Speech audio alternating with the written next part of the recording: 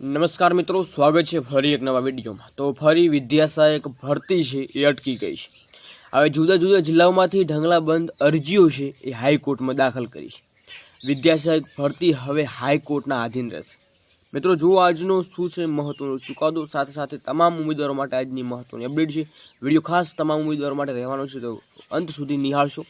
અને મિત્રો ખાસ નવા ચેનલ ઉપર આવેલા છો તો ચેનલને ખાસ સબસ્ક્રાઈબ કરી બેલ આઇકન પ્રેસ સાથે મિત્રો અગાઉની અપડેટ ખાસ નિહાળવાનું ભૂલશો નહીં। જેનો વિડીયો મૂકેલું છે શિક્ષક ભરતીમાં મોટું કૌભાંડ બાબતે, જેમાં એક જાગૃત શિક્ષકે નોંધાવી છે ફરિયાદ। તો ખાસ ઉમેદવારો તમારા સાથે પણ આવું ન થાય ત્યાં સુધી આ વિડીયો જરૂર નિહાળી લેજો અને અચૂક એમાં પગલાં પણ જો લેવાઈ શકે તો ચોક્કસ લેજો।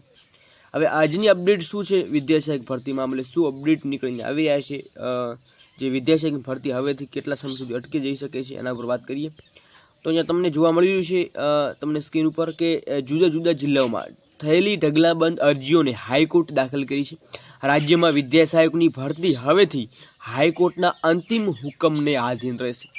તો બુધવારે રાજ્યના 5000 જેટલા વિદ્યા સહાયક ભરતીમાં ખુદ રાજ્ય સરકાર દ્વારા એસસીબીસી કેટેગરી માટે 70% અનામતની જોગવાઈનું સરેઆમ ઉલ્લંઘન કરાયું છે સહિત ગંભીર આક્ષેપો કરતી સમગ્ર ભરતી પ્રક્રિયા પડકારતી રાજ્યના જુદા જુદા જિલ્લાઓમાંથી ઢગલાબંધ રીટ અરજીઓ હાઈકોર્ટમાં સમક્ષ કરવામાં આવી છે। જસ્ટિસ નિખિલ એસ કેરિયલે અને અરજીઓને દાખલ કરી હતી। જણાવ્યું છે કે પ્રસ્તુત કેસમાં ગુજરાતના વિવિધ જિલ્લાઓમાં વિદ્યા સહાયકની ભરતીમાં એસસીબીસી કેટેગરીમાં 27% અનામત જોગવાઈમાં સંદર્ભમાં બહુ જ મહત્વનો મુદ્દો સામેલ હોય પિટિશનો દાખલ કરવામાં આવેલ છે।